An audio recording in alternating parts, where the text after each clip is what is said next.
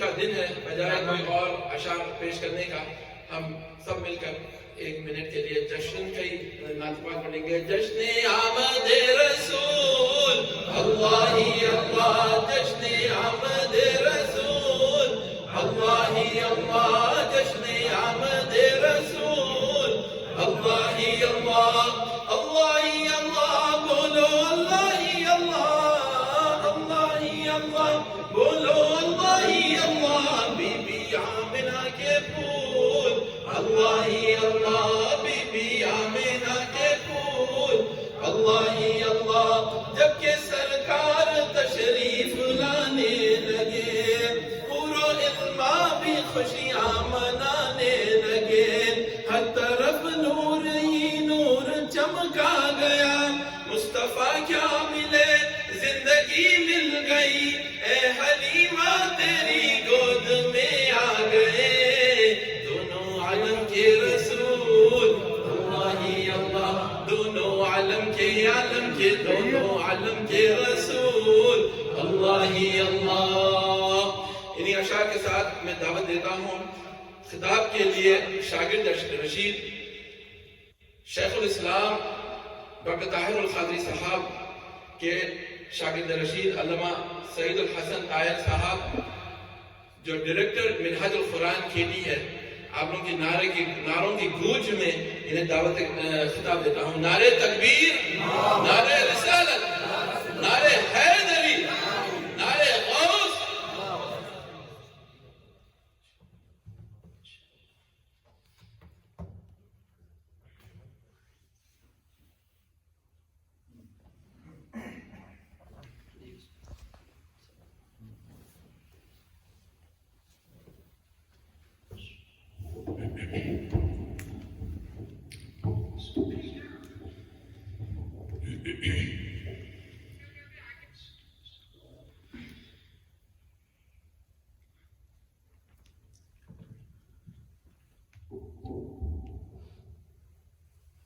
نحمده ونصلي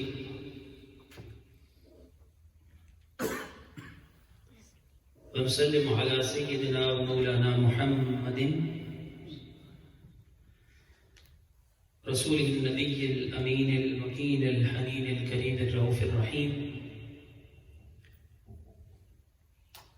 أما بعد فأعوذ بالله من الشيطان الرجيم. بسم الله الرحمن الرحيم. النبي أولى بالمؤمنين من أنفسهم.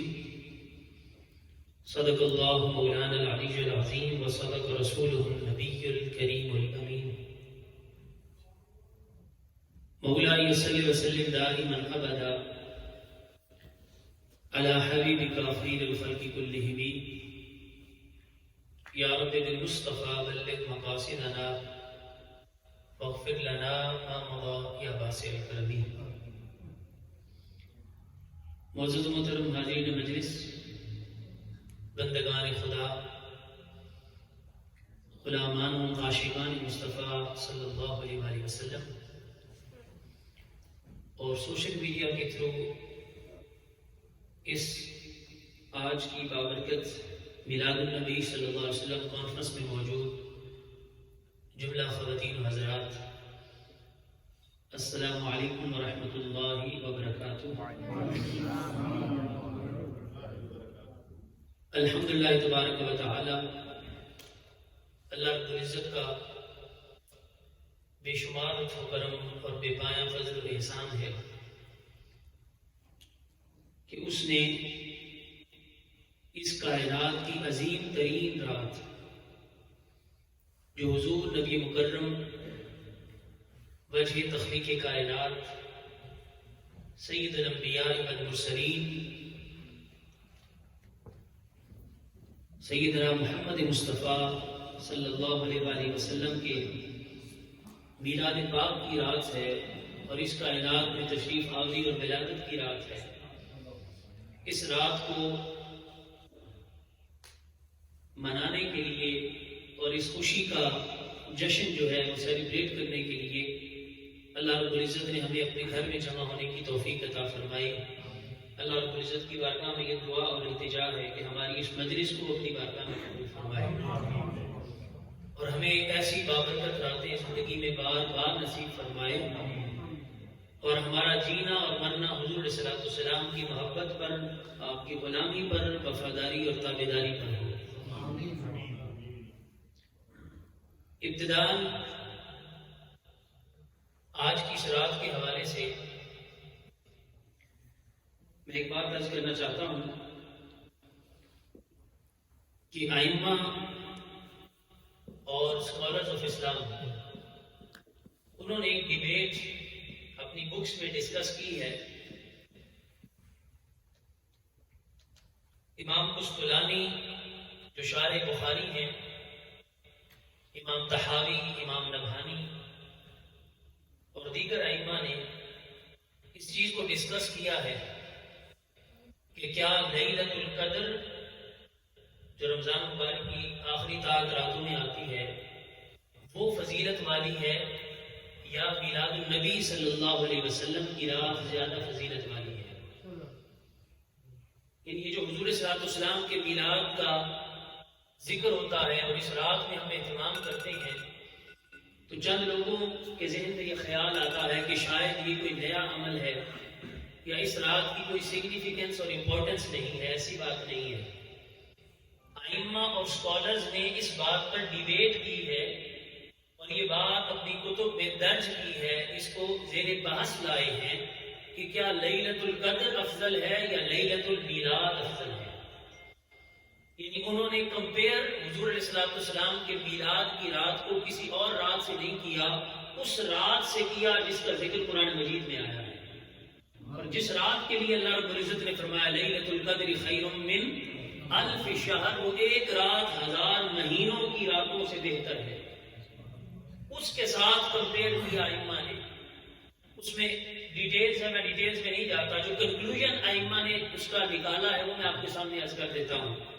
امام قسطلانی کا ریفرنس دے رہا ہوں، المواہب اللدنیہ میں آپ روایت کرتے ہیں، فرماتے ہیں لیلۃ القدر وقع التفضل فيها على امت محمد صلی اللہ علیہ وسلم۔ فرماتے ہیں جتنی بھی ہم نے ڈسکشن کی، بحث کی اور جو بھی ایویڈنسز لائے، نتیجہ یہ نکلتا ہے، امام قسطلانی اپنا عقیدہ بیان کر رہے ہیں، یہی عقیدہ امام طحاوی کا، یہی عقیدہ امام نبہانی کا ہے۔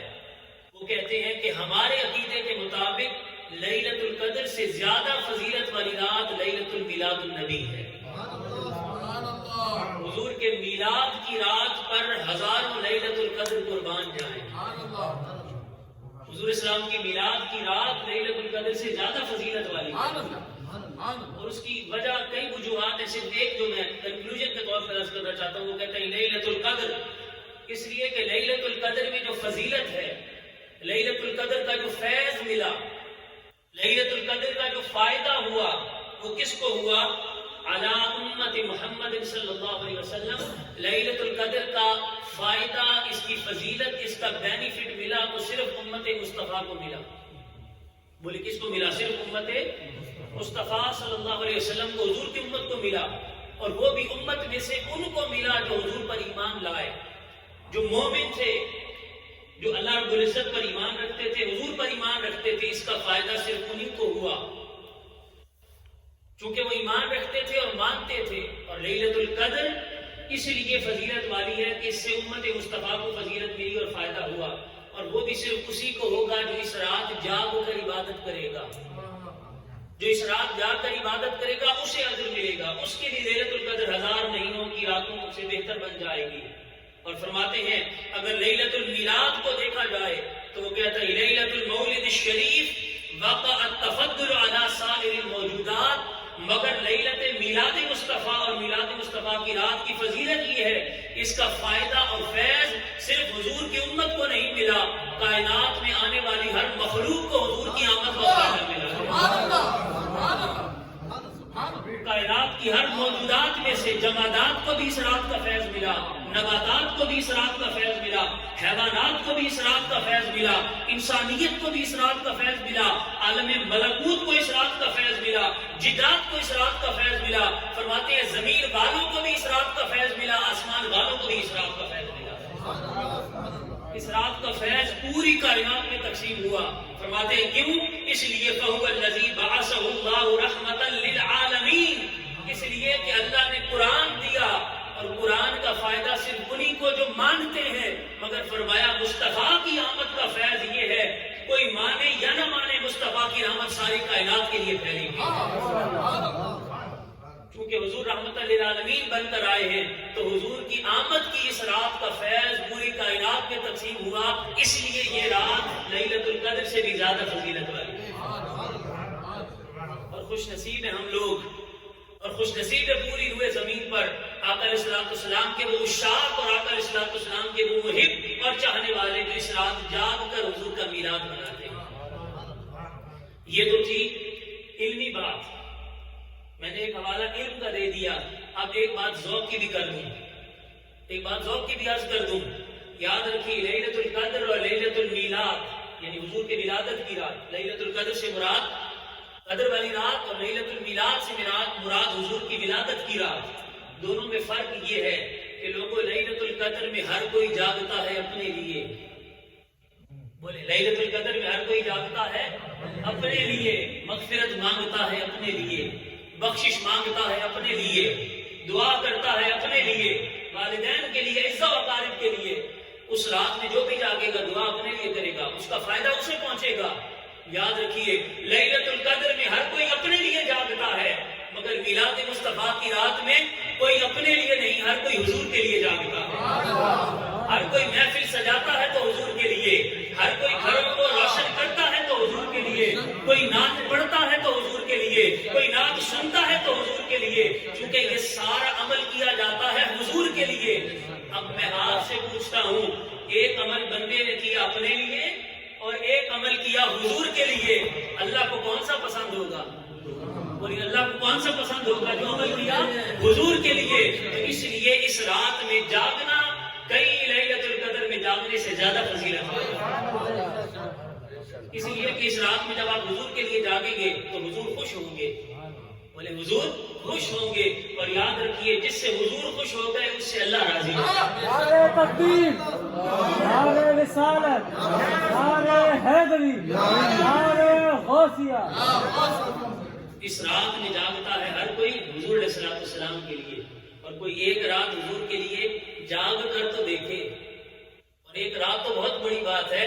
یہاں تو حال یہ ہے، حضور کے میلاد کا صرف ریفرنس دے کے آگے بڑھنا چاہتا ہوں، ہم تو حضور کے امتی ہیں، ہم تو حضور کو ماننے والے ہیں، ہم تو حضور کا کلمہ پڑھنے والے ہیں۔ اللہ رب العزت کو تو اپنے محبوب سے اتنی محبت ہے کہ ابو لہب جیسا کافر، ابو لہب جیسا کافر جس کی مذمت میں قرآن کی پوری سورت اتری، تبت یدا ابی لہب وتب، ابو لہب تیرے ہاتھ ٹوٹ جائیں، میرے محبوب کو اشارہ کر کے میرے محبوب کو تانا زنی کرتا ہے، تیرے ہاتھ ٹوٹ جائیں۔ ابو لہب جیسا کافر بھی اگر بھتیجا سمجھ کر، نبی سمجھ کر نہیں، اپنا بھتیجا سمجھ کر، the son of his brother، اپنے بھائی کا بیٹا بھتیجا سمجھ کر اگر مصطفیٰ کا میلاد منائے اور ولادت کی خوشی میں 2 انگلیوں سے اپنی باندی کو، اپنی خادمہ کو، لونڈی کو آزاد کر دے، تو اللہ مرنے کے بعد قبر میں بھی ان 2 انگلیوں سے چشمے جاری کر کے مصطفیٰ کے میلاد کا فائدہ قبر میں بھی پہنچاتا ہے۔ اور یہ میں اپنی بات نہیں کر رہا، امام بخاری، صحیح بخاری میں روایت کرتے ہیں، امام بخاری نے روایت کیا کہ ابو لہب کے مرنے کے بعد کسی نے خواب میں دیکھا اور پوچھا ابو لہب تمہارے ساتھ کیا معاملہ ہوا؟ دوسری روایت میں حضرت عباس کا ذکر، حضور کے چچا، انہوں نے دیکھا کہ ابو لہب تمہارے ساتھ کیا معاملہ ہوا مرنے کے بعد؟ کہا جب سے آیا ہوں عذاب میں ہوں، لیکن ایک بات بڑی انوکھی ہے اور وہ یہ کہ جب بھی پیر کا دن آتا ہے، منڈے، جب بھی پیر کا دن آتا ہے میرا عذاب بھی کم ہو جاتا ہے اور انگلیوں سے چشمے پانی کے نکلتے ہیں، میں پی کر سیراب ہوتا ہوں، اپنی پیاس بجھاتا ہوں۔ پوچھا ابو لہب تو کفر پر مرا تھا اور کافر کا کوئی عمل تو فائدہ نہیں دیتا، کس چیز نے فائدہ دیا؟ کہا وہ جو مصطفیٰ کی ولادت کی خوشی میں مصطفیٰ کو بھتیجا سمجھ کر، بھائی کا بیٹا سمجھ کر 2 انگلیوں سے اشارہ کر کے باندی کو آزاد کیا تھا، اللہ نے وہ اجر مجھے صرف جیتے جی نہیں دیا، آج مرنے کے بعد قبر میں بھی عطا کر رہا ہے۔ میں نے کہا ہم جاگتے ہیں حضور کے لیے، تو اندازہ لگائیے اگر کوئی کافر بھتیجا سمجھ کر حضور کے لیے کچھ کرے، اللہ اس کا اجر ضائع نہیں کرتا، تو جب امتی رات جاگ کر حضور کا ذکر کرے گا تو اللہ اجر کیسے ضائع کر دے گا؟ اللہ ایسا اجر عطا کرے گا جو حد و حساب سے باہر ہوگا. یہ تو ابتدائی گفتگو تھی, ایک فاؤنڈیشن میں نے آپ کے سامنے عرض کر دی. آج جس موضوع پر میں نے چند باتیں آپ کے سامنے کرنی ہے, اس کا تعلق یہ جو کرنٹ سچویشن ہے ہماری اس کے ساتھ ہے. آپ سب جانتے ہیں کہ پچھلے کچھ چند سالوں سے حضور نبی مکرم علیہ السلام کی عظمت اور ناموس پر حملے کیے جا رہے ہیں. آقا علیہ السلام کی ناموس پر حملے ہو رہے ہیں. And there are some people in the world, they are trying to disrespect our beloved Messenger sallallahu alaihi wasallam in different ways. آقا علیہ السلام کی گستاخی اور اہانت کی جا رہی ہے. آقا علیہ السلام کے خاکے اور کارٹونز, معاذ اللہ بلاسفیمس کارٹونز جو ہیں جن میں تضحیق ہے, حضور صلی اللہ علیہ وسلم کی ڈس ریسپیکٹ ہے, اہانت ہے, گستاخی ہے تابعداری کائنات علیہ السلام کی. چند سال قبل بھی کچھ ملکوں میں ہوئے اور ابھی ریسنٹلی فرانس میں یہ معاملہ ہوا ہے اور ان کو پبلش کیا گیا ہے. اس پر چند باتیں میں عرض کرنا چاہتا ہوں کہ ہماری اس سچویشن میں ذمہ داری کیا بنتی ہے. وٹ از آور ریسپانسبلٹی, ہمارا کام کیا بنتا ہے, ہماری ذمہ داری کیا بنتی ہے.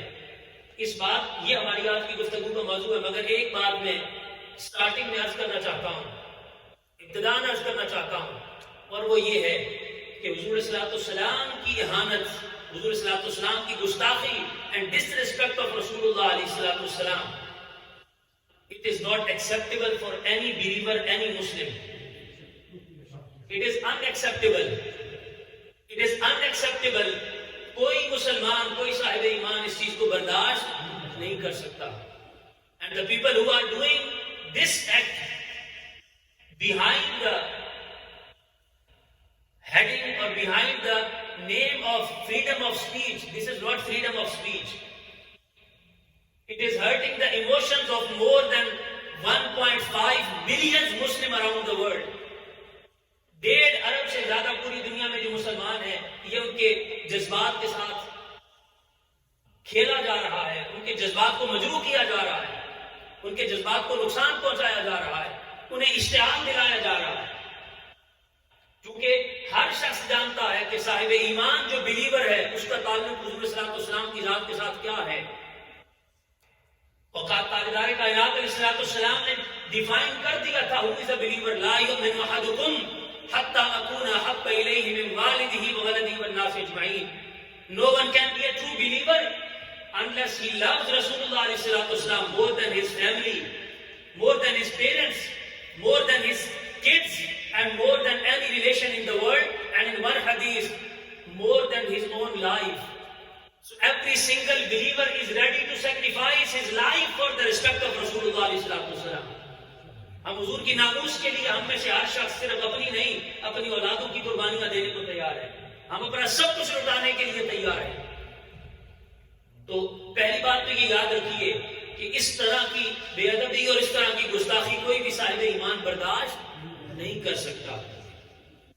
یہ فریڈم آف سپیچ نہیں ہے, کیونکہ فریڈم آف سپیچ کا مطلب یہ ہے کہ آپ ایسی بات کہیں جس سے کسی کے ایموشنز کو تکلیف نہ پہنچے, جس سے کسی کی جو عزت ہے, کسی کا آنر ہے, اور کسی کی پرائیویٹ جو میٹرز ہیں ان کے اندر انوالومنٹ نہ ہو اور آپ کسی کو نقصان نہ پہنچائے, تب فریڈم آف سپیچ الاؤڈ ہوتی ہے.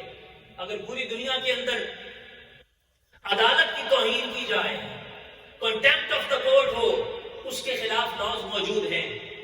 دنیا کے جو رولرز ہیں اور دنیا کی ڈیولپ سوسائٹیز جو ہیں اور نیشنز جو ہیں, ترقی یافتہ ممالک جو ہیں, ان کے بادشاہ ہوں, ان کے کنگز ہوں, ان کے رولرز ہوں, ان کے پریزیڈنٹس ہوں, ان کے پرائم منسٹرز ہوں, ان کے خلاف کوئی بات کی جائے تو there are laws to protect them. ان کی حفاظت کی جاتی ہے اس لیے کہ وہ ملک کا سربراہ ہے, وہ صدر ہے ملک کا یا وزیر اعظم ہے. تو جب توہین عدالت کے لیے بھی قانون موجود ہے, توہین نظام کے لیے بھی قانون موجود ہے, اور توہین جو ایوان ہے اس کے لیے بھی قوانین موجود ہیں, تو یاد رکھیے کوئی مسلمان اس کے لیے اپنی ذات سے بڑھ کر, اپنی قوم سے بڑھ کر, اپنی ملت سے بڑھ کر اگر کوئی شے ہے تو وہ ناموس مصطفیٰ صلی اللہ علیہ وسلم ہے. اس لیے حضور صلی اللہ علیہ وسلم کی ناموس پر اگر کوئی حملہ ہوگا تو وہ صرف آقا علیہ السلام کی ذات پر نہیں ہوگا, وہ 1.5 ارب مسلمانوں کے جذبات پر حملہ ہوگا اور ان کی ذات پر حملہ ہوگا.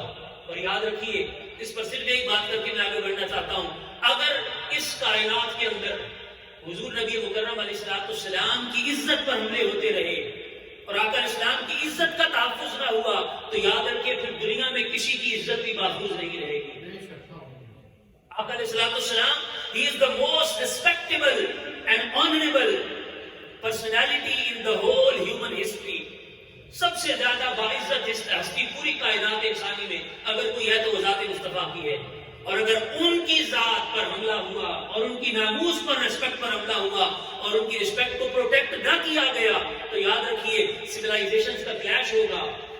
اور یہ بات آگے بڑھتے بڑھتے بہت بڑے ہیومن ایک بہت بڑے فینومینا تک چلی جائے گی اور لوگوں کی آپس میں مخالفتیں ہوں گی اور بہت بڑا نقصان ہوگا اگر آقا علیہ السلام کی عزت و ناموس پر کیے جانے والے حملوں کو نہ روکا گیا. اب آئیے اس بات پر کہ ہماری رسپانسبلٹی کیا ہے. قرآن مجید کی جو آیت میں نے پڑھی ہے سورہ احزاب میں اللہ رب العزت نے ارشاد فرمایا النبی اولیٰ بالمؤمنین من انفسہم، فرمایا یہ نبی مکرم صلی اللہ علیہ وسلم ایمان والوں کی جان سے زیادہ ان کے قریب ہیں. This prophet and Nabi of Allah Almighty is more closer than their own lives for the mu'mineen, for the believers. ایمان والوں کی جان سے زیادہ حضور قریب ہیں. اور دوسرا معنی اولا کا ہوتا ہے حق رکھنا. تو دوسرا معنی بنا کہ اس نبی کا حق ایمان والوں پر ان کی جان سے بھی زیادہ ہے. So the right of the Prophet sallallahu alaihi wasallam upon the believer is more than the right of their own life, their own selves. اپنی جان سے زیادہ اگر کسی کا حق ہے تو وہ حضور علیہ السلام کا حق ہے. اس آیت مبارکہ میں اللہ رب العزت نے ایک لفظ استعمال کیا بالمؤمنین، فرمایا ایمان والوں کی جان سے زیادہ حضور قریب ہیں اور ایمان والوں کی جان سے زیادہ حق حضور علیہ السلام کا ہے. تو یاد رکھیے ایمان والا وہی ہے جو جان سے زیادہ حضور کو قریب سمجھتا ہے. یہ تعریف قرآن نے دی ہے. This is definition of Quran. The believer is only the one who think that Rasulullah alayhi wasallam is more closer to me than my own self, my own soul. جو اپنی جان اور اپنی روح سے بھی بڑھ کر حضور کو قریب جانتا ہے صرف وہ ایمان والا ہے. اور دوسری تعریف یہ بنی اس آیت مبارکہ کی روشنی میں کہ جو حضور علیہ السلام کا حق اپنی جان سے بڑھ کر سمجھتا ہے اور سمجھتا ہے کہ مجھ پر رسول کا حق میری جان سے بھی بڑھ کر ہے صرف وہ ایمان والا ہے.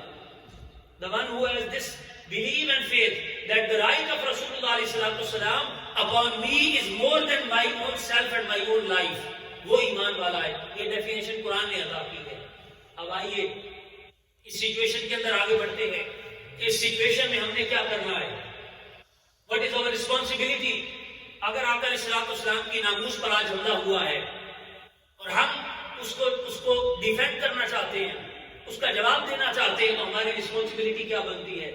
سب سے پہلی رسپانسبلٹی یاد رکھیے. The first responsibility is that we are going to do a peaceful protest. پرامن احتجاج which is a lawful right. قانونی حق ہے ہر مسلمان کا، ہر انسان کا پرامن طریقے سے احتجاج کرنا اور اپنا احتجاج ریکارڈ کروانا. یہ احتجاج گیدرنگ کی صورت میں بھی ہو سکتا ہے. یہ احتجاج سوشل میڈیا کمپین کے تھرو بھی ہو سکتا ہے.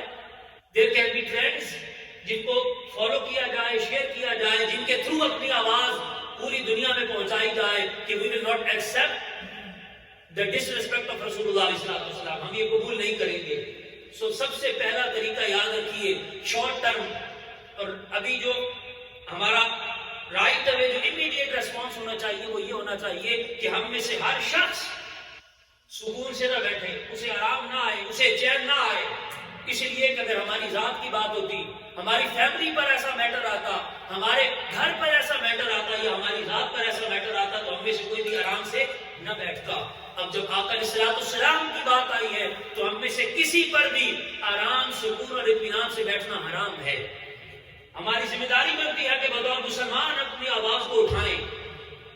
جس پلیٹ فارم پر آپ اٹھا سکتے ہیں، جہاں تک آپ کی ایکسس ہے، جہاں تک آپ کا رابطہ ہے، اپنے رابطوں کو بروئے کار لاتے ہوئے اپنی آواز کو اٹھائیے اور اس چیز کے خلاف اپنا پیسفل پروٹیسٹ ضرور ریکارڈ کروائیے. یہ آپ کی ذمہ داری بنتی ہے اس زمانے کے اندر. کیونکہ اگر ہم خاموش رہے اور ہم نے جواب نہ دیا اور ہم نے اپنا پروٹیسٹ ریکارڈ نہ کروایا. میں پھر کہہ رہا ہوں پروٹیسٹ ہوگا مگر اٹ شوڈ بی پیسفل.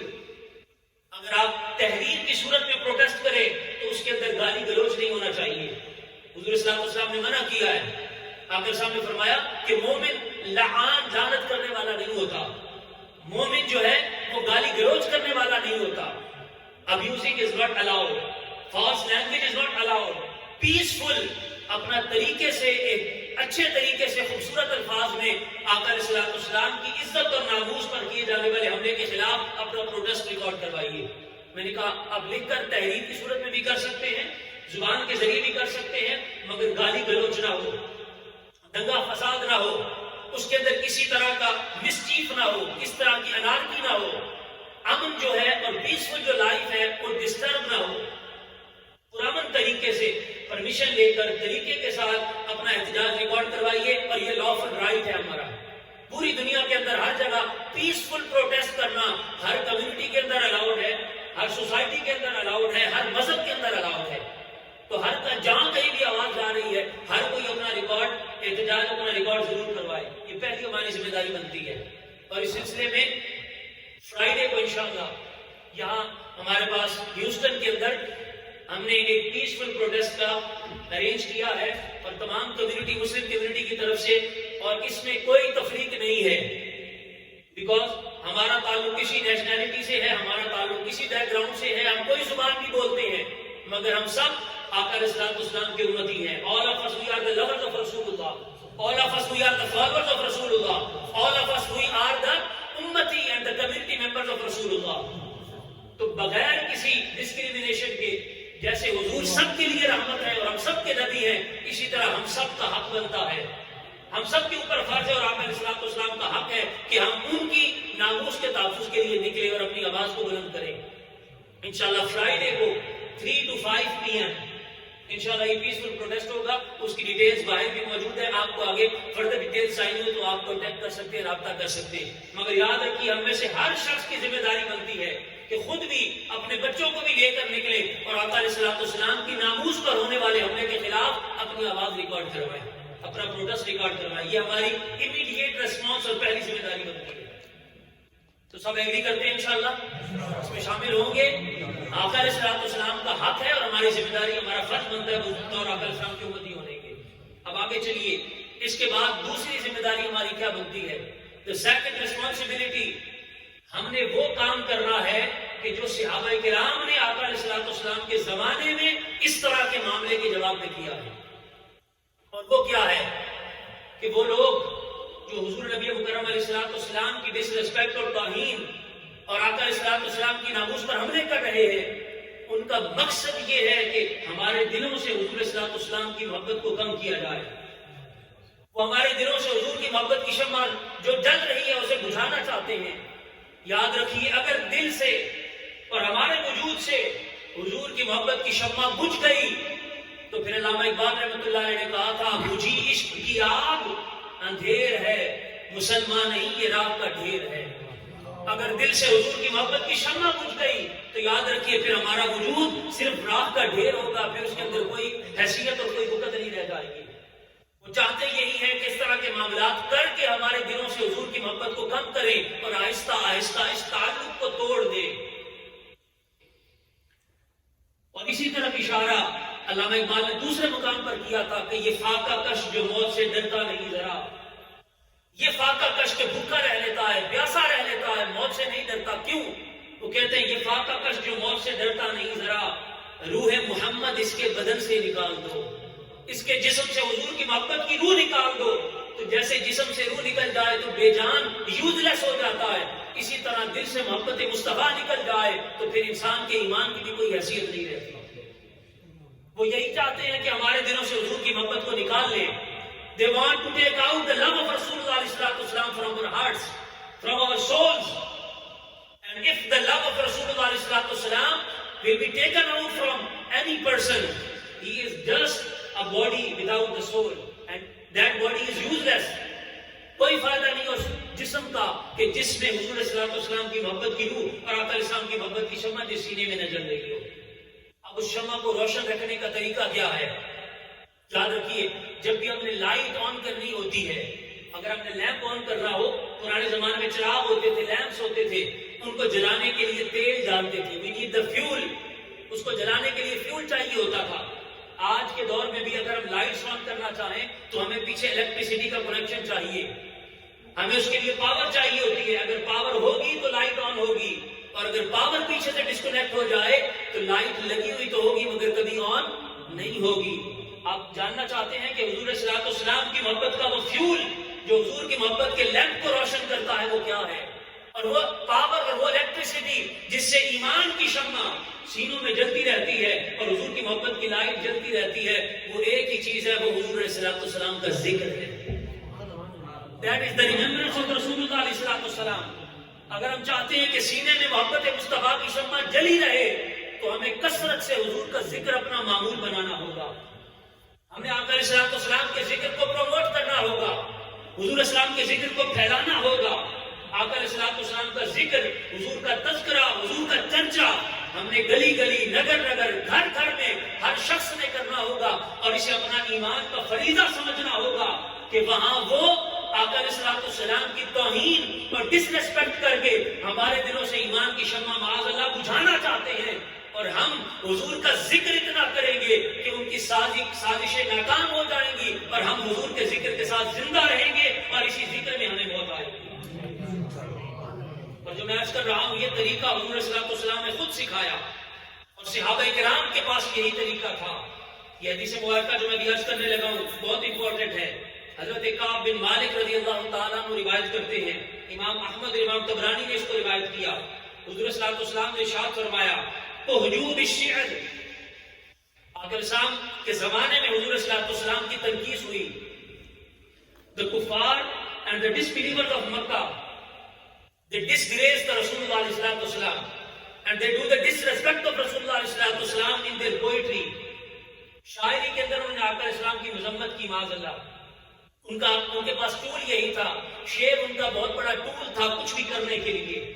تو انہوں نے کیا کیا؟ شعر میں، پوئٹری میں حضور صلی اللہ علیہ وسلم کی ڈس ریسپیکٹ کی.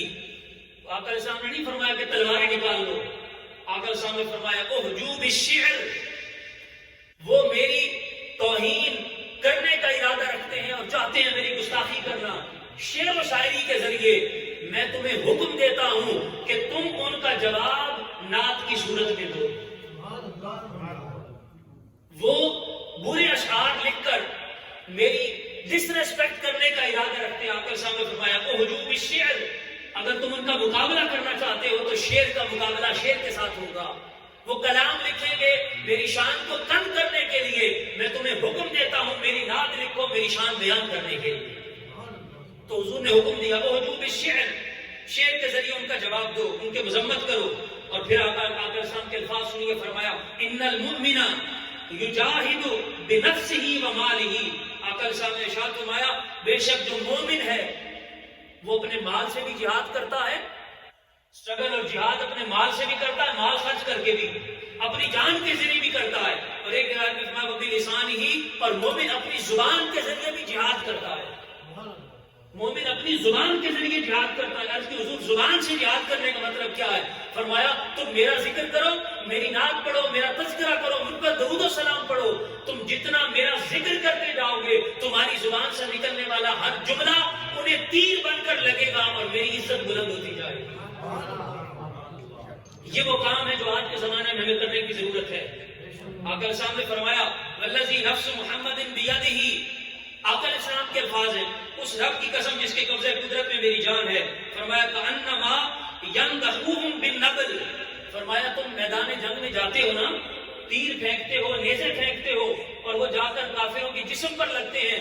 فرمایا یاد رکھو جتنی تکلیف انہیں تلوار کے چلنے سے جسم پر اور تیر کے چلنے سے جسم پر اور نیزے کے چلنے سے جسم پر ہوتی ہے، فرمایا اس سے زیادہ تکلیف انہیں تب ہوتی ہے کہ جب تم میری نعت پڑھتے ہو، میرا شان بیان کرتے ہو تو میری شان کا ایک ایک جملہ تیر بن کر ان کے سینوں سے پار ہوگا. میرے الفاظ نہیں ہیں. These are not my words, these are the words of Rasulullah sallallahu alaihi wasallam. He said that every single word and sentence you say in my fadilat and my merit میری فضیلت میں جو بیان کرو گے فرمایا وہ تیر کی طرح ان کے سینے میں لگے دور پہ رست ہو جائے گا. آج کے زمانے میں ہمیں یہ کام کرنے کی ضرورت ہے. اور اس پر ایک دو حوالے میں عرض کر دیتا ہوں. حضرت سیدنا حسان بن ثابت رضی اللہ تعالیٰ عنہ کا نام ہم میں سے ہر شخص نے سن رکھا ہے. حضرت حسان بن ثابت رضی اللہ تعالیٰ عنہ وہ ہیں کہ جب حضور صلی اللہ علیہ وسلم کے خلاف کافروں نے کچھ اشعار لکھے اور حضرت حسان بن ثابت رضی اللہ تعالیٰ عنہ کو پتہ چلا تو آپ نے آقا اسلام کی بارگاہ میں عرض کیا رسول اللہ صلی اللہ علیہ وسلم مجھے اجازت دیجیے. give me the permission, I want to give them reply. میں انہیں جواب دینا چاہتا ہوں. آقا اسلام نے فرمایا آؤ حسان آؤ ان کے اعتراضات کا جواب دو. وہ میری شان گھٹانے کی باتیں کرتے ہیں تم میری شان بڑھانے کی باتیں کرو. وہ باتیں کرتے ہیں میرے حسن کو مان دکھانے کی. تم ساری کائنات کو بتاؤ کہ میرا حسن کتنا حسین ہے اور میں کتنا حسین ہوں. میری عظمت اور میری شان بیان کرو. اور حضرت حسان بن ثابت رضی اللہ تعالیٰ عنہ جب آقا علیہ الصلوۃ والسلام سے اجازت لے کر آئے حضرت سیدہ عائشہ صدیقہ رضی اللہ تعالیٰ نے روایت کرتی ہیں کہ حضرت حسان بن ثابت آئے تو حضور اسلام نے ان کے لیے ممبر بچھایا. آقا علیہ الصلوۃ والسلام نے ان کے لیے ممبر رکھوایا. اور یہ ممبر وہ نہیں ہے جس پر حضور خطبہ دیا کرتے تھے. مسجد نبوی کے اندر 2 ممبر ہوا کرتے تھے. یاد رکھیے ہسٹوریکل فیکٹ ہے. there were 2 members in the Masjid Nabawi شریف. حضور اسلام کی مسجد نبوی میں 2 ممبر ہوا کرتے تھے. ایک ممبر وہ تھا جس پر تاجدار کائنات خطبہ دیا کرتے تھے. خطبہ جمعہ ہوتا خطبہ عید ہوتا آقا علیہ السلام ممبر پر دیا کرتے تھے. اور ایک ممبر اسی مسجد نبوی کے اندر آقا علیہ السلام نے حضرت حسان اور اپنے نعت خوانوں کے لیے رکھوا رکھا تھا. وہ جب بھی آتے تھے حضور نے اوپر بٹھا کر اپنی نعت سنا کرتے تھے. نعرے تکبیر، اللہ اکبر، نعرے رسالت، یا رسول اللہ، نعرے حیدری، یا علی، نعرے غوثیہ، یا غوث. اب آقا علیہ السلام کی نعت میں وہ الفاظ اور وہ اشعار جو حضرت حسان بن ثابت نے کہے وہ تو ہم اکثر و بیشتر سنتے رہتے ہیں. ان میں سے صرف ایک میں شعر جو ہے وہ عرض کرنا چاہتا ہوں. حضرت حسان بن ثابت حضور صلی اللہ علیہ وسلم کی عظمت اور شان کے حوالے سے بیان کرتے ہیں. فرماتے ہیں یا رسول اللہ صلی اللہ علیہ وسلم یہ لوگ چاہتے ہیں اور ان کا ارادہ یہ ہے کہ یہ آپ کی ڈس ریسپیکٹ کریں, آپ کی توہین کا ارادہ رکھتے ہیں, معاذ اللہ آپ کی گستاخی کا ارادہ رکھتے ہیں.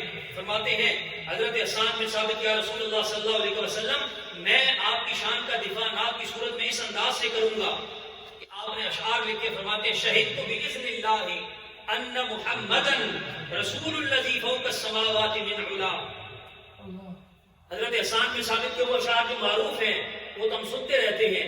خلقت مبرأ من کل عیب کأنک قد خلقت کما تشاء, کہ اے محبوب آپ کو رب نے ایسا پیدا کیا. وَأَحْسَنُ مِنْكَ لَمْ تَرَ قَطُّ عَيْنٍ. اب دیکھیے انہوں نے حضور کی اہانت کی, گستاخی کی, اور جواب کے حضرت حسان بن ثابت کیا کہتے ہیں؟ کہتے ہیں وَأَحْسَنُ مِنْكَ لَمْ تَرَ قَطُّ عَيْنٍ. آقا کسی آنکھ نے آپ جیسا حسین نہیں دیکھا. No eyes have seen the beautiful like you. آپ جیسا حسین کسی آنکھ نے نہیں دیکھا. اور دیکھ کیسے سکتا ہے وَأَجْمَلُ مِنْكَ لَمْ تَلِدِ النِّسَاءُ.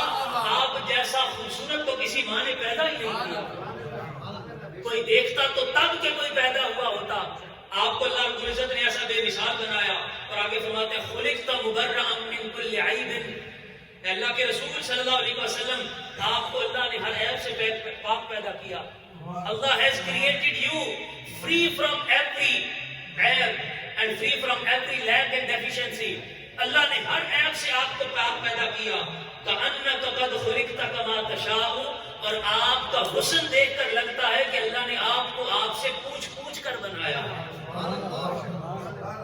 دیکھیے آپ کا حسن دیکھ کر لگتا ہے کہ اللہ نے آپ کو آپ سے پوچھ پوچھ کر بنایا ہے کہ محبوب آپ کو کیسا بنانا ہے.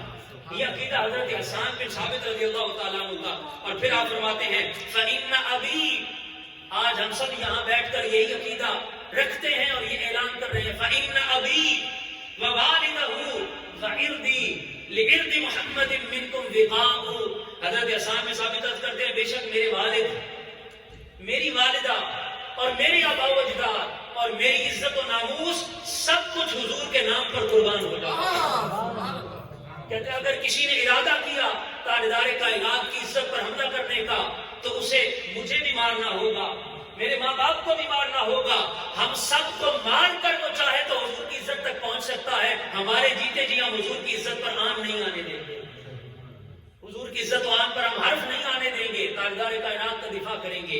اور یہی حضرت حسان بن ثابت رضی اللہ تعالی عنہ دوسرے مقام پر آپ کے بڑے خوبصورت اشعار ہیں جو معروف نہیں ہیں، جو بہت کم بیان کیے جاتے ہیں۔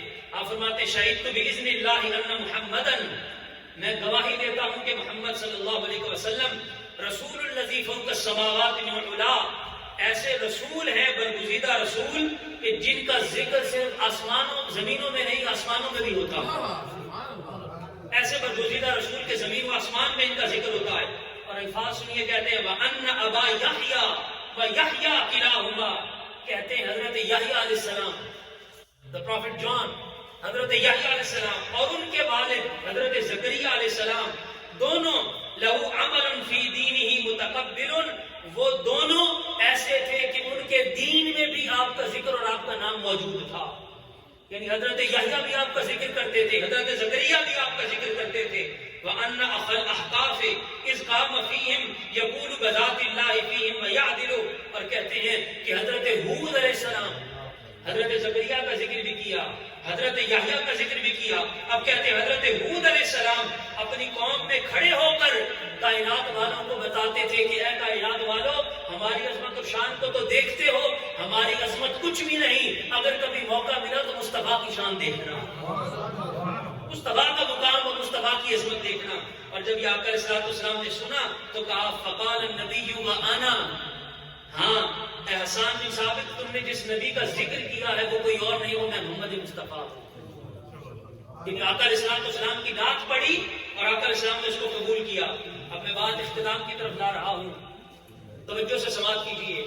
آقا علیہ السلام کی نعت، حضور کا ذکر، آقا علیہ السلام کی مدح سرائی، حضور کی شان بیان کرنا، حضور کا تذکرہ کرنا، حضور کی نعتیں پڑھنا، یہ ایسا عمل ہے کہ پڑھنے والوں کو بھی اور سننے والوں کو بھی اللہ کی بارگاہ سے رحمتیں نصیب ہوتی ہیں۔ اس کا صرف ایک حدیث عرض کرنا چاہتا ہوں، اور اس حدیث کا تعلق حضور کے میلاد کے ساتھ ہے۔ جب آقا علیہ السلام کا میلاد آتا ہے تو ہم کیا کہتے ہیں؟ حضور آ گئے ہیں، اور کہتے ہیں حضور آپ آئے تو دل جگمگائے۔ یہ جشن آمد رسول، یہ جو کچھ ہم کہتے ہیں یہ سارا کیا ہے؟ حضرت قریب بن اوس رضی اللہ تعالیٰ عنہ روایت کرتے ہیں کنا عند نبی صلی اللہ علیہ وسلم، یہ آقا علیہ السلام کی نعت کے حوالے سے بڑی فیمس حدیث نہیں ہے، عام نہیں پڑھی جاتی، لیکن اس میں آقا علیہ السلام کے میلاد کا ذکر ہے۔ حضرت قریب بن اوس روایت کرتے ہیں کہ ایک دن ہم آقا علیہ السلام کی بارگاہ میں بیٹھے تھے، فقال له عباس بن عبد المطلب، حضور کے چچا حضرت عباس آ گئے۔ کون؟ حضرت عباس، the uncle of Rasulullah. He came and Ya Rasulullah inni uridu an amdahaka، اے رسول اللہ صلی اللہ علیہ وسلم میں آپ کی نعت پڑھنا چاہتا ہوں۔ کیا کہتے ہیں؟ اے اللہ کے رسول میں آپ کی نعت پڑھنا چاہتا ہوں۔ کون؟ حضرت عباس، حضور کے چچا۔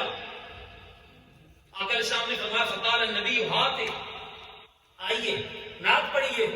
اور ابھی نعت انہوں نے شروع نہیں کی، یہ جتنے نعت خوان بیٹھے ہیں میں سب کی توجہ چاہتا ہوں۔ ابھی انہوں نے صرف آقا علیہ السلام کی بارگاہ میں ارادہ ظاہر کیا کہ حضور میں آپ کی نعت پڑھنا چاہتا ہوں۔ آقا علیہ السلام نے فرمایا آئیے نعت پڑھیے، اور وہ منبر کی طرف جا رہے تھے، حضور نے دعا دی، فرمایا لا یخذل اللہ فاقا، اے میری نعت پڑھنے والے چچا، اللہ آپ کے چہرے کی رونق کو سلامت رکھے، اللہ آپ کی زبان کو سلامت رکھے، اللہ آپ کے دانتوں کو سلامت رکھے، اللہ آپ کے چہرے کی رونق ہمیشہ قائم رکھے جس زبان سے میری نعت پڑھ رہے ہیں۔ اور حضرت عباس رضی اللہ تعالی عنہ حضور کی یہ نعت، یہ دعا لے کر منبر پر تشریف فرما ہوئے، اور انہوں نے کیا نعت پڑھی؟ سارا ذکر حضور کے میلاد کا کیا۔ کیا کہتے ہیں؟ وَأَنْتَ لَمَّا وُلِدْتَ، اے اللہ کے رسول صلی اللہ علیہ وسلم جب آپ کی ولادت ہوئی، میلاد کا ذکر ہے۔ یہ جو لوگ کہتے ہیں میلاد کا ذکر کہاں ہے، کیوں کہتے ہیں حضور آ گئے، کیوں کہتے ہیں حضور آپ آئے تو دل جگمگائے، پوچھو حضرت عباس سے۔ حضرت عباس کہتے ہیں وَأَنْتَ لَمَّا وُلِدْتَ، اے اللہ کے رسول جب آپ کی ولادت ہوئی، اشرقت الارض، آپ کے قدم لگنے سے پوری زمین جگمگا اٹھی۔ اس کو ہم پنجابی میں کہتے ہیں سونا آیا تے سج گئے نے گلیاں بازار۔ تو حضرت عباس کی اس نعت کا ترجمہ ہے کہ آپ کے قدم لگے، اشرقت الارض، پوری زمین روشن ہو گئی، وضاءت بنورک الافق، اور آقا صرف زمین نہیں، قدم تو زمین پر لگے، آپ کے قدم لگنے سے زمین بھی چمک اٹھی اور آسمان بھی جگمگا اٹھا. نعرہ تکبیر، نعرہ رسالت، نعرہ حیدری، نعرہ غوثیہ. فرماتے ہیں کہ آپ کا میلاد ہوا، ولادت ہوئی، زمین بھی چمک اٹھی، آسمان بھی چمک اٹھا. اور پھر کہتے ہیں فَنَحْنُ فِي الضِّيَاءِ وَفِي النُّورِ. اے اللہ کے رسول، ہم جس روشنی میں چل رہے ہیں، یہ روشنی جو ہمیں نظر آ رہی ہے ایمان کی صورت میں، دین اسلام کی صورت میں، وفی النور، اور یہ جو چمک دمک ہمیں نظر آتی ہے، ہم صراط مستقیم پر چلتے جا رہے ہیں. چونکہ راستے پر چلنے کے لیے روشنی کا ہونا ضروری ہے، اندھیرے میں کوئی چل نہیں سکتا. وہ کہتے ہیں ہم جو صراط مستقیم پر چل رہے ہیں، راہ ہدایت پر چل رہے ہیں. فرماتے ہیں فَنَحْنُ فِي الضِّيَاءِ، ہم روشنی میں ہیں، وَفِي النُّورِ، اور چمک دمک کے اندر ہیں، وَسُبُلَ الرِّشَادِ نَحْتَرِقُ، اور ہمارا یہ جو قافلہ ہدایت کے راستے پر چل رہا ہے. حضور ہمیں یہ جو راہ دکھائی دے رہی ہے، جس نور کے صدقے ہے وہ نور آپ ہے. سبحان اللہ، سبحان اللہ. وہ نور جو ہمیں رستہ دکھاتا ہے وہ آپ ہے. وہ نور جو ہمیں سیدھی راہ پر چلاتا ہے وہ آپ ہے. اور ہمیں جو ہدایت کے راستے پر پکڑ کر چلاتا ہے حضور وہ آپ ہے. کہ اصل میں وہ کہنا یہ چاہتے ہیں کہ دل جس سے زندہ ہے وہ تمنا تمہیں تو ہو. دل جس سے زندہ ہے وہ تمنا تمہیں تو ہو. ہم جس میں بس رہے ہیں وہ دنیا تمہیں تو ہو. یہ حضرت عباس رضی اللہ تعالیٰ عنہ کی اسناد کا ترجمہ ہے. اور حضور نے کیا دعا دی؟ اللہ آپ کا چہرہ سلامت رکھے، اللہ آپ کے چہرے کی رونق سلامت رکھے. اور اسی طرح ایک اور صحابی تھے آقا علیہ الصلوۃ والسلام کے، ان کو آقا علیہ الصلوۃ والسلام نے اسی طرح دعا دی. ان کا نام حضرت نابغہ الجعدی تھا. نابغہ الجعدی حضور کے صحابی ہیں. انہوں نے بھی حضور کی نعت پڑھی، یہی دعا حضور نے انہیں بھی دی. اور کیا کہا؟ لا یفقد اللہ خاکہ، تمہارے چہرے کی رونق سلامت رہے. حضرت نابغہ الجعدی کی 114 سال عمر ہوئی. کتنی عمر ہوئی؟ 114 سال. اور کہتے ہیں وہ جو حضور نے دعا دی تھی، اس دعا کا فیض یہ تھا کہ 114 سال کی عمر میں سارے دانت سلامت تھے. He was 114 years old. اور تمام چہرے کے دانت سلامت تھے، اس لیے کہ دانت گرتا تو چہرے کی رونق کم پڑ جاتی. اور حضرت نابغہ جعدی فرماتے ہیں میرے دانت سلامت تھے، اور اگر کوئی دانت گر بھی جاتا تو حضور کی دعا کے صدقے 100 سال کی عمر میں اللہ نیا دانت عطا کرتا.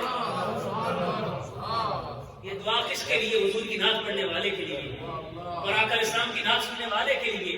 تو میں عرض کر رہا تھا کہ ہماری ذمہ داری کیا بنتی ہے. ہماری ذمہ داری پہلی تو یہ بنتی ہے کہ پیسفل پروٹیسٹ کرنا ہے ہم نے ہر جگہ پر. میں نے کہا گیدرنگ ہو وہاں بھی کرنا ہے، سوشل میڈیا ہو وہاں بھی کرنا ہے، جس مجلس میں بیٹھے ہر جگہ اس بات کو عام کریں کہ ہم حضور کی ناموس پر حملہ برداشت نہیں کریں گے، نہیں کریں گے. ان ایکسیپٹیبل ہے ہمارے لیے، ہر مسلمان کے لیے. دوسری بات، ہر آقا اسلام کے ذکر کو عام کریں، حضور کی نعت کی محفلیں سجائیں. انہوں نے آقا اسلام کی شان کو گھٹانے کی معاذ اللہ ایک ناپاک کوشش کی ہے. ہم حضور کی شان بڑھا تو نہیں سکتے، وہ تو اللہ نے بڑھائی ہے، مگر ہم کیا کریں گے؟ ہم گلی گلی حضور کا ذکر کریں گے، ہم گلی گلی حضور کی نعتیں پڑھیں گے، ہم ہر جگہ حضور کا تذکرہ کریں گے. اور یہ پورا مہینہ ربیع الاول کا حضور کے میلاد کے نام لگا دیں، حضور کے ذکر کے نام لگا دیں. اٹھتے بیٹھتے حضور پر درود پڑھے، آقا کا ذکر کرے، آقا کی نعت پڑھے. میں ریکویسٹ کروں گا جتنے لوگ بیٹھے ہیں اور جتنے لوگوں تک یہ پیغام جا رہا ہے، اس پورے مہینے کے اندر کوئی گھر ایسا نہ ہو جس میں حضور کے ذکر کی محفل نہ سجے. ضروری نہیں کسی نعت خوان کو باہر سے بلائیں، ضروری نہیں کسی عالم اور اسکالر کو باہر سے بلائیں. گھر میں خود بیٹھ کر حضور کی نعت پڑھیں، اپنے بچوں کو بٹھائیں، اپنی بچیوں کو بٹھائیں، گھر والوں کو بٹھائیں، حضور کا ذکر کریں، حضور پر درود پڑھیں، حضور کا نام لیں اور آقا کا اتنا تذکرہ کریں اپنی اولادوں کے سامنے کہ اولادیں خود پوچھنے پر مجبور ہو جائیں کہ ہم جس کا ذکر کر رہے ہیں وہ محمد ہے کون، ہم جن کا نام لے رہے ہیں وہ آقا ہیں کیسے. تو پھر آپ انہیں بتائیں گے کہ وہ ایسے ہیں کہ ان جیسا کائنات میں کوئی نہیں ہے. تو اس لیے اپنے گھروں میں محافل سجائیں اور کوئی گھر بھی حضور کے ذکر سے خالی نہ رہے، کوئی ذکر بھی حضور کے ذکر سے گھر کی ذکر سے آقا اسلام کی خالی نہ رہے. ہر گھر میں ذکر کی محفل، نعت کی محفل، آقا اسلام کی درود و سلام کی محفل سجائیں. یہ ہماری ذمہ داری بنتی ہے. اور اگر ہم چاہتے ہیں کہ یہ عقیدہ ہمارے آنے والی نسلوں میں منتقل ہو تو یہ ہمارا فرض ہے. یہ دو باتیں تو تھی جو ہم نے ابھی رائٹ اوے ریپڈ جس کو ریسپانس کہتے ہیں یا امیڈیٹ ریسپانس ہم نے دینا ہے کہ ایک تو پیسفل پروٹیسٹ کریں گے انشاءاللہ، اور دوسرا ہم حضور کے ذکر کو کثرت سے عام کریں گے. اور ایک کام ہے تھوڑا مشکل، مگر یاد رکھیے اگر ہم چاہتے ہیں کہ حضور اسلام کی ناموس پر یہ ہونے والے حملے بند ہو جائیں تو ایک لانگ ٹرم کام ہے جو ہم نے کرنا ہے اور وہ بہت ضروری ہے، اور خصوصاً جس سوسائٹی میں ہم رہ رہے ہیں سوسائٹی میں بہت ضروری ہے۔ وہ کیا؟ ہم سب کو اپنے کردار کو بدلنا ہوگا۔ آقا اسلام کی ناموس پر حملے کرنے کی جسارت اس وقت کسی کو نہیں ہوئی جب مسلمان ایماندار ہوا کرتے تھے، جب مسلمان سچے ہوا کرتے تھے، کسی کی جرت نہیں تھی کہ رسول کی ذات پر کوئی انگلی بھی اٹھا جائے۔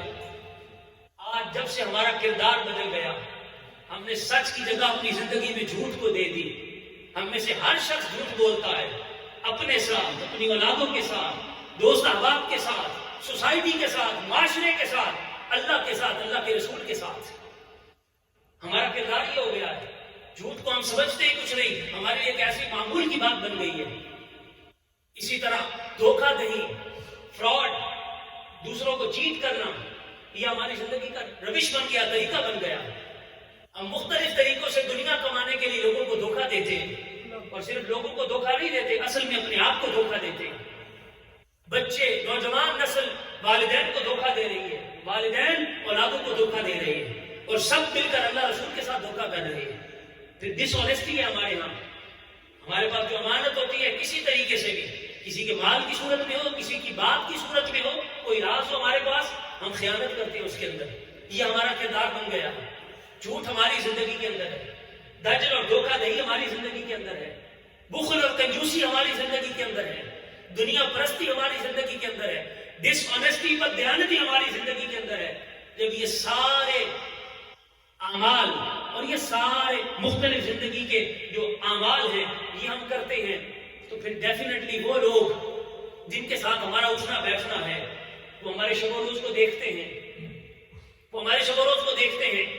مجھے بتائیے کتنے نان مسلمز ہیں جو قرآن کو اٹھا کر خود پڑھتے ہیں کہ قرآن میں کیا لکھا ہے؟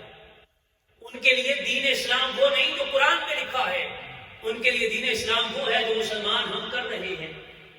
ان کے لیے قرآن مجید کو تو کوئی کھولے گا تو پڑھے گا تو تب جا کر اس کو سمجھ آئے گی کہ قرآن میں کیا لکھا ہے۔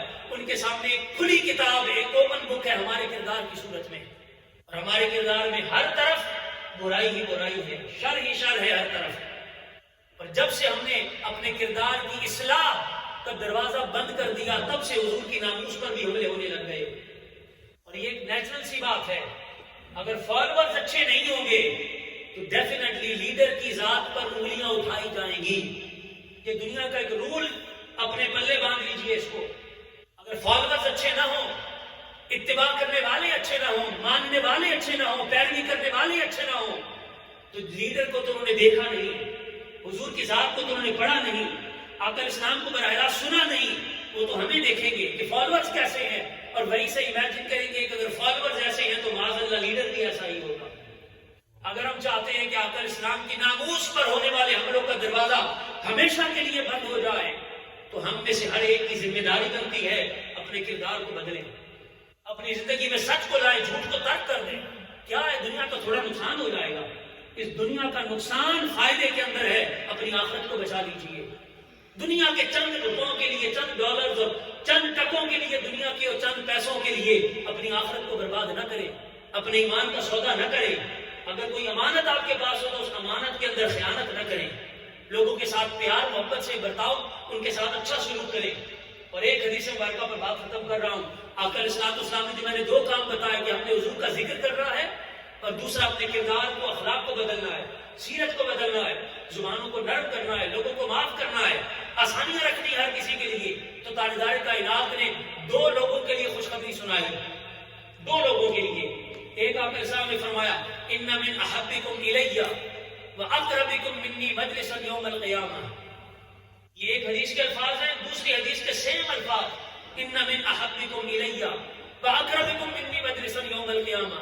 دونوں روایت میں آپ علیہ السلام نے فرمایا تم میں سے مجھے سب سے زیادہ پیارا وہ ہے، the most dearest to me among you، تم میں سے میرا سب سے زیادہ پیارا وہ ہے، وَأَقْرَبِكُم مِّنِّي مَجْلِسًا يَوْمَ الْقِيَامَةِ، اور قیامت کے دن میرے سب سے زیادہ قریب وہ ہوگا، the one who will be seated closest to me on the day of judgment۔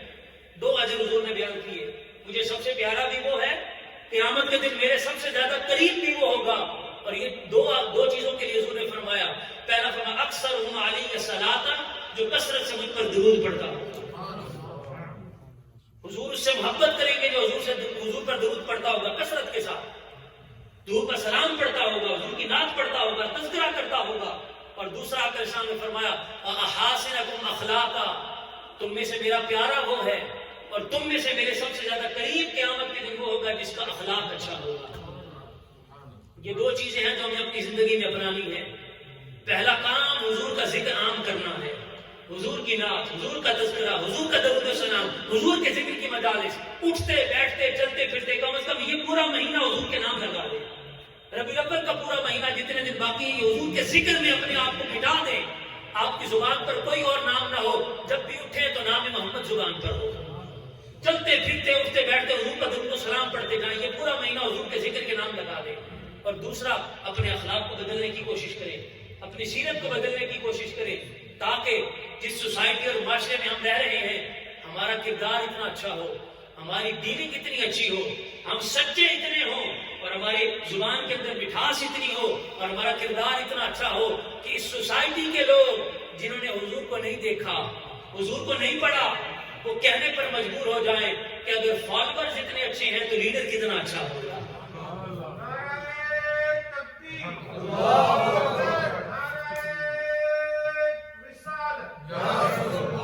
اللہ رب